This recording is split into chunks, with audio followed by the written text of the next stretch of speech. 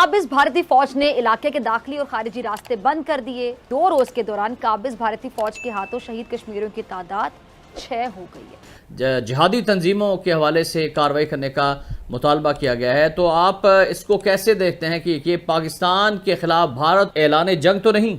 अब बड़ी स्टेटमेंट आई है।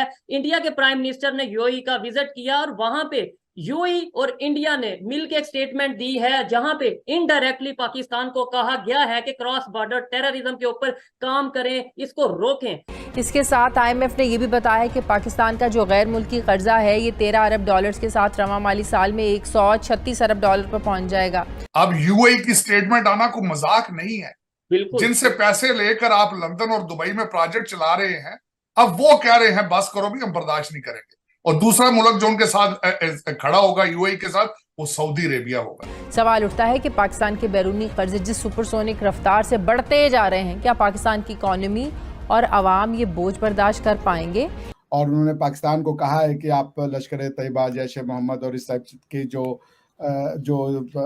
आपके वो हैं, क्या कहते हैं इनको, ऑर्गेनाइजेशंस, इनको कंट्रोल करे। मतलब अब तो मुस्लिम कंट्रीज भी हमें कहने लगे हैं कि भाई ये दहशतगर्दी के वो कंट्रोल करो। जो जॉइंट स्टेटमेंट आई है उसके पैराग्राफ 32 को आप फोकस करें, और उन्होंने पाकिस्तान को कहा है कि आप लश्कर तैयबा, जैश ए मोहम्मद और इस टाइप के जो आपके वो हैं, क्या कहते हैं इनको, ऑर्गेनाइजेशंस, इनको कंट्रोल करे। लेकिन टेररिज्म है क्या? टेररिज्म को आपको समझना पड़ेगा। टेररिज्म का मतलब है कि एक इंसान जो है वो इतनी ज्यादा उसके अंदर नफरत भरी पड़ी है कि वो दूसरे किसी आइडियोलॉजी के मैनिफेस्टेशन को बर्दाश्त नहीं कर पाता, और वो चूंकि उसको बर्दाश्त नहीं कर पाता तो उसको वो वायलेंट रूप से मिटाना चाहता है या हटाना चाहता है। बिकॉज टेररिज्म का तो यूज तभी नॉर्मली होता है जब कोई वायलेंट एक्टिविटी हो। अगर वायलेंट एक्टिविटी नहीं हो तो फिर टेररिज्म नॉर्मली वर्ड यूज नहीं होता। जैसे हेटफुल स्पीच है, इसके लिए टेररिज्म टाइप के वर्ड यूज नहीं होते हैं। तो क्यों है ये हेट्रेड है, या ये उस दिमाग, ऐसे किसी आदमी का दिमाग इतना सेंसिटिव बना देना कि वो प्लुरलिटी को, डाइवर्सिटी को, दूसरे आइडियोलॉजीज को अगर वो बर्दाश्त न कर पाए, और उसको डील करने का तरीका सिर्फ अगर आर्म्स एंड एम्यूनिशन रखे, तो फिर इस तरीके के जो तंजीमें हैं या इस तरीके की जो ऑर्गेनाइजेशन है उनका जन्म होता है। और पाकिस्तान ने इस आइडियोलॉजी को अनफॉर्चुनेटली पिछले 40-50 सालों में बहुत ज्यादा पुष्पित पल्लवित किया, बहुत ज्यादा इसको फरोग दिया है। And that's why it's time कि पाकिस्तान जो है उसको अगर टेररिज्म से काउंटर करना है तो it does not need arms, it does not need tank, it does not need F-16, F-18, F-20 जो ये कहते हैं कि हमें तो टेररिज्म से लड़ना है तो हमें हथियार दीजिए। आपको टेररिज्म से अगर लड़ना है तो आप अपने स्कूल की किताबों को वॉच कीजिए। आप अपने यहाँ पे दूसरे जो इस तरीके के अनरेगुलेटेड एजुकेशनल संस्थाएं हैं जहां पे कुछ भी पढ़ाया जा रहा है, कुछ भी बोला जा रहा है, आप उसको चेक नहीं कर रहे हैं, वहां है रूट कॉज। क्योंकि टेररिज्म कोई इंसान को मारने से, टेररिज्म किसी टेररिस्ट को मारने से टेररिज्म नहीं बंद होगा। टेररिज्म बंद होगा उस रूट कॉज को एड्रेस करने पे। एक तरीका ये है कि रूट कॉज जहां से आ रही है वो एड्रेस करे, दूसरा ये है कि जो उससे अफेक्ट हो रहा है वो रूज करे। जैसे इंडिया टेररिज्म का विक्टिम है तो इंडिया के पास क्या तरीका है कि भाई फाइनेंशियल रिसोर्सेज को बंद कर दे, इंडिया के पास क्या तरीका है कि भाई जमीन मुहैया ना कराए। लेकिन अगर पाकिस्तान टेररिज्म को सपोर्ट कर रहा है तो उसको टेररिज्म का विक्टिम से अपने को बचाने के लिए उस आइडियोलॉजी को रोकना होगा। It's a fight of ideologies. Pakistan को 2 चीज समझानी है अपने आवाम को, कोएग्जिस्टेंस और पीसफुल कोएग्जिस्टेंस, और ये कि हमारी हेरिटेज इंडियन हेरिटेज है। अगर आप मुझे समय दें, मैं आपके लिए तुर्की का कॉन्स्टिट्यूशन अगर आप बोलेंगी ना तो मैं आपको पढ़ के सुना सकता हूँ कि तुर्क्स, जिनको कि आप अपना वो मानते हैं कि भाई हमारे हीरोज हैं टर्क्स, उनका कॉन्स्टिट्यूशन क्या कहता है अपने बारे में और आपका कॉन्स्टिट्यूशन क्या कहता है, आप उसको ही कंपेयर करके सीख लें। मैं आपको पढ़ के सुना देता हूँ। Affirming the eternal existence of the Turkish motherland, Turkish Motherland, Islamic Motherland नहीं कह रहे, और इनके कॉन्स्टिट्यूशन का नाम भी रिपब्लिक ऑफ टर्की है। Affirming the eternal existence of the Turkish Motherland and nation and the indivisible unity of the sublime Turkish state.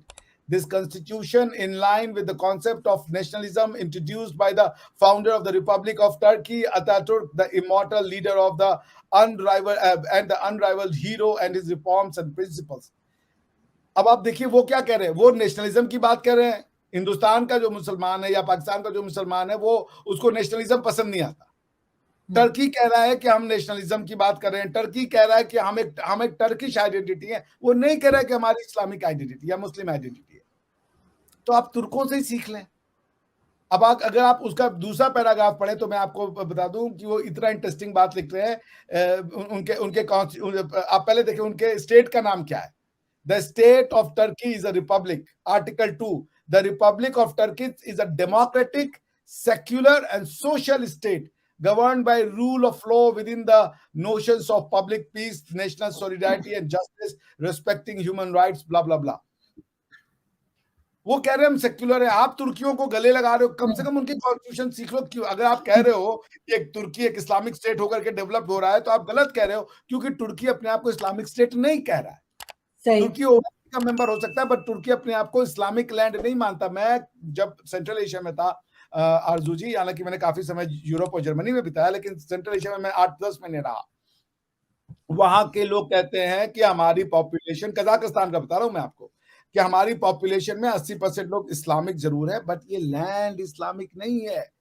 It's a nomad people land, it's a Kazakh land, it's a Turkish land.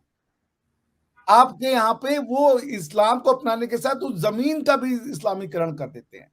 हमें कोई दिक्कत नहीं है, आपका अकीदा जो है, आपको जिस पे आपको ईश्वर पे नहीं अल्लाह पे विश्वास है, आप जाएं, लेकिन उस जमीन को जब आप चेंज करते हो, आप होली पे बैन लगा दोगे, आप अपनी भाषाओं पे बैन लगा दोगे, आप ये रिलीजन थोड़े हैं।